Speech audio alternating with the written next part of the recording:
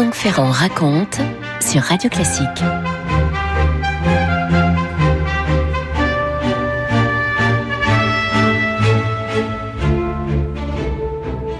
Pourquoi Franck Ferrand nous parle-t-il d'Heinrich Schütz ? Eh bien, tout simplement parce que nous sommes l'année des 350 ans de sa disparition.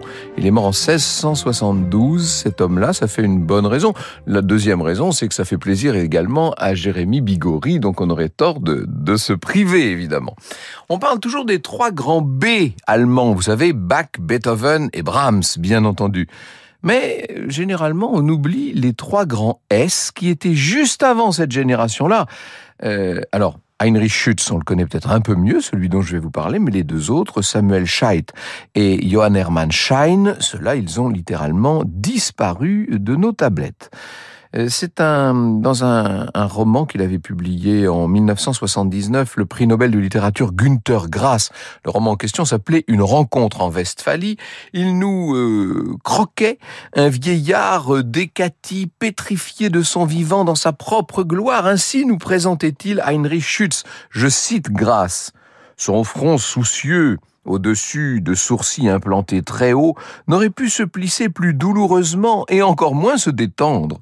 Son regard inchangé était resté fixé sur une triste vision à l'extérieur de la pièce. Une barbe soigneusement taillée, semblable à celle de l'ancien roi Gustave Adolphe, encadrait une bouche dont les coins s'affaissaient. Sa chevelure était fauve et tirée en arrière à partir du front et des tempes. Sa tranquillité était à peine troublée par sa respiration. Nous avons un tableau de Christoph Spettner qui nous montre un homme un peu austère, il faut bien le dire, qui avait quelque chose d'amidonné lui-même dans son haut col de tissu blanc.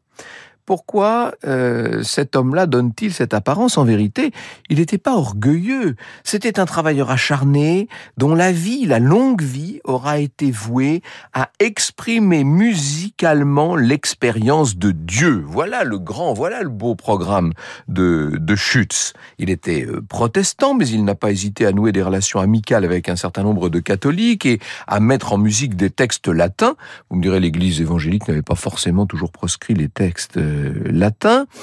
Bref, cet homme-là a essayé en quelque sorte d'ouvrir la musique religieuse pour exprimer sa propre foi.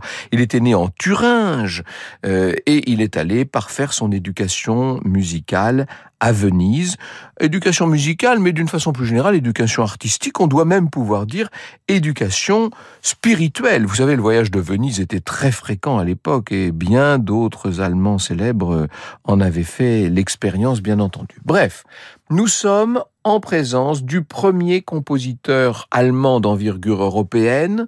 On va l'appeler, je vous l'ai dit, le père de la musique allemande. Il est en quelque sorte, si vous voulez, il est à cheval sur deux époques.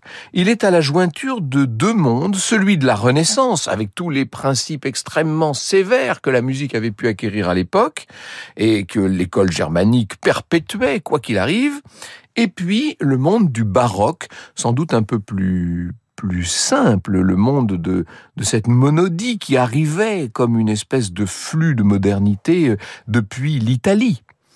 Il y a un peu de flamboyance incontestablement chez Schütz, mais il y a surtout beaucoup de puissance, de profondeur. Tout ça lui a permis de s'élever au rang des musiciens allemands, au premier rang des musiciens allemands du XVIIe siècle. Il a été vraiment on peut dire qu'il a été le chef de file. En Italie, Monteverdi avait extériorisé les passions à travers l'opéra. Eh bien, Schütz, lui, beaucoup plus réservé, voudrait peut-être plutôt accorder la musique à la parole de Dieu. Franck Ferrand sur Radio Classique. Il était né dans une riche famille d'aubergistes à Weissenfels. Weissenfels, c'est en Saxe. Il était né à la fin du XVIe siècle, en 1591, ce Heinrich Schütz. Il a tout de suite des dispositions pour le chant, qui lui valent de rejoindre le chœur d'enfants de la ville. Il étudie auprès de l'organiste de Weissenfels, qui lui trouve tout de suite beaucoup de talent. Quand on compare son parcours à celui de Roland de Lassus, qu'il va d'ailleurs étudier assidûment, on se dit que ce sont des parcours très, très proches. Le landgrave de Hesse, celui qu'on appelle Maurice le Lettré. Le landgrave de Hesse a été impressionné par le talent de ce tout jeune sopraniste et il l'a invité à rejoindre la chapelle de la cour à Kassel. C'était une des cours les plus brillantes d'Allemagne à l'époque, évidemment. Et il a bien l'intention, ce landgrave, de l'élever, de l'instruire dans tous les arts et les plus nobles vertus chrétiennes. Et c'est vrai qu'Heinrich va recevoir là une solide éducation générale dans toutes les matières, en mathématiques, en théologie, en grec, en latin, en français, etc. Son père exige qu'il fasse son droit, c'est pour ça qu'il va aller s'installer dans cette petite ville de Marbourg qui a conservé son université, dont je vous conseille d'ailleurs la visite, car c'est une des dernières villes intactes, une dernière ville médiévale intacte d'Allemagne. La plupart des autres ont été bombardées, bien entendu. Et il va là décrocher un diplôme sans grande difficulté parce qu'il est très intelligent, donc il excelle dans toutes les matières, mais il a quand même une obsession, et cette obsession, c'est la musique. D'autant plus qu'on va lui faire des propositions du genre de celles qu'on ne refuse pas. On va lui offrir le voyage d'études, le voyage de formation pour aller compléter ses savoirs justement en Italie. L'idée, c'est qu'il aille poursuivre là-bas des études musicales sérieuses et notamment qu'il étudie auprès du célèbre Giovanni Gabrieli, qui à l'époque est toujours en vie. Il est devenu une espèce de mythe vivant et il vit où ? Il vit à Venise. Voilà comment notre jeune Thuringois qui s'était installé donc à Cassel va prendre le chemin de Venise. Voici ce que nous dit le musicologue André Pirot dans la biographie qu'il a consacrée à Schütz. C'est chez Bleu Nuit Éditeur. Venise était déjà une des capitales de la musique, la patrie d'une musique somptueuse et diverse, qui étonnait l'auditeur et le captivait. Quand Hippolyte Taine parle des peintures de Venise, il admire la riche harmonie de leurs tableaux, harmonie qui sort des couleurs ménagées, opposées, composées comme un concert sort des instruments, et qui emplit l'œil comme le concert emplit l'oreille. La comparaison eût été encore plus juste, nous dit le biographe, si Taine avait ajouté un seul mot, car nul concert ne remplit mieux l'oreille que le concert de la musique vénitienne, tel qu'il se joue ce concert après le beau temps de la peinture. Ce que les voyageurs aperçoivent avant tout dans la musique de Venise, c'est la magnificence de la sonorité. Le jeudi 8 novembre 1607, Jean-Baptiste Duval entend les vêpres à l'église de Saint-Sauveur, avant la fête de Saint-Théodore. Il énumère avec complaisance les forces de l'orchestre, car cela est nouveau pour lui. Il s'y fit un concert des meilleurs musiciens qui eussent tant de voix que d'instruments, principalement de 6 petits jeux d'orgue, outre celui de l'église qui est fort bon, et des trombones ou sac-boutes, hautbois, viols, violons, luttes, cornets à bouquins, flûtes douces et flageolets. Vous écoutez Radio Classique. On a du mal à se faire une idée de l'émerveillement du jeune Heinrich devant les splendeurs de Venise. Lui, le Thuringois habitué aux rigueurs de la Hanse, vous imaginez, ça doit être pour lui une sorte d'éblouissement permanent. Alors, il devait au départ étudier 2 ans à Venise. Finalement, ça va durer 4 ans. Le maître de la chapelle de Saint-Marc, Gabrieli, donc, va l'initier au contrepoint vocal et instrumental. Et il va le former à la variété des timbres, comme vous avez pu l'entendre d'ailleurs. Le cornet, la flûte, les trombones, l'orgue, etc. Ces psaumes de David sont un bel exemple de ça. Pour le moment, le résultat de ces années d'études vénitiennes, c'est son Opus Primum, qui est imprimé en 1611, recueil de 19 madrigaux italiens. Le compositeur, à l'époque, a 26 ans, et on voit tout de suite la grande maîtrise dont il fait montre dans cette forme polyphonique. Il y a 5 voix, sans le soutien d'un continuo, c'est-à-dire d'instruments. Il faut avoir croqué la dure noix du contrepoint. C'est comme ça qu'il parlera plus tard aux jeunes musiciens qui lui demandent comment il faut se former dans la musique. Avoir croqué la dure noix du contrepoint. Plus étonnant peut-être chez ce compositeur, la capacité à faire littéralement parler la musique. Est-ce qu'il a l'intention de s'affranchir de la férule de Gabrieli ? Toujours est-il que Schütz tire avantage des leçons de tous les champions du madrigal, un genre qui à l'époque connaissait une incroyable efflorescence. Au premier rang de ses compositeurs, bien sûr Claudio Monteverdi, aussi Luca Marenzio. Le maître meurt en 1612, laissant à son disciple bien-aimé un anneau en gage de sa vive affection. Mais quel extraordinaire legs que celui de Gabrieli, bien entendu. Alors, pendant ce temps-là, le Landgraf de Hesse, lui, continue à réclamer son musicien. Il a bien l'intention de récupérer son petit protégé, qui va pourtant choisir d'aller s'installer à Dresde, où son talent suscite l'engouement du prince électeur. Le prince électeur de Saxe, c'est Johann Georg à l'époque. Ça va être le début, ça, d'une carrière complètement incroyable, avec une longévité créatrice qui est quasiment incomparable. En tout cas, qu'on peut comparer, si vous voulez, à celle d'un Verdi, par exemple. Mais voyez, c'est vraiment, c'est une œuvre incroyablement prolifique que celle de Schütz. Il est donc maintenant dans ce qui est le premier État luthérien d'Allemagne. En 1619, il épouse la fille d'un comptable du prince électeur. Il va publier la même année ses psaumes de David. On voit d'ailleurs à ce propos qu'il a très consciencieusement lu la traduction que Martin Luther avait donnée de la Bible, et pour réaliser ces psaumes allemands à la manière italienne. Celui qui reste, qu'on le veuille ou non, le disciple de Gabrieli, va utiliser une technique italienne qu'on appelle la technique des chœurs divisés. Il y a ce souci assez particulier qui rend sa musique un peu inimitable, ce souci de spatialisation qu'on voit notamment dans l'introduction du recueil. Tout premier recueil de musique sacrée pour lui. L'Allemagne, pendant tout le XVIe et pendant tout le XVIIe siècle aussi, va être un grand centre de fabrication d'instruments à vent. Vous savez, il y a beaucoup de manufactures d'instruments à vent, et c'est peut-être ce qui explique la richesse des partitions, avec des combinaisons de cornets, de flûtes à bec, de trombones, de bassons, de trompettes. Schütz est appelé à Bayreuth pour l'inauguration du grand orgue. Il va retrouver là de grands confrères, dont le fameux Scheidt que je vous ai cité tout à l'heure, un des 3 S de cette musique baroque allemande. Et puis, il va faire une rencontre essentielle dans la personne du prince de Reuss, qui est un remarquable mécène. Parallèlement à tout ça, il y a d'autres ouvrages qui voient le jour, il y a pas mal de déplacements.